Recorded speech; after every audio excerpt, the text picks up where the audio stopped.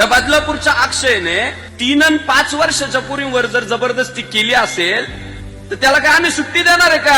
अरे आम्ही राहुणाला ठोकलाय, अक्षय काय चीज आहे?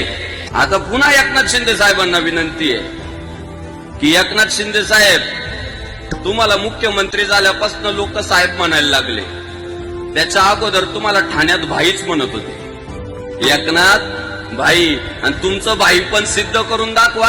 त्या अक्षयला कोर्टात नेता नेता ठोका, आम्ही तुमचं अभिनंदन करू. अक्षय शिंदेचा पोलिसांकडून एन्काउंटर करण्यात आल्याची माहिती मिळत आहे.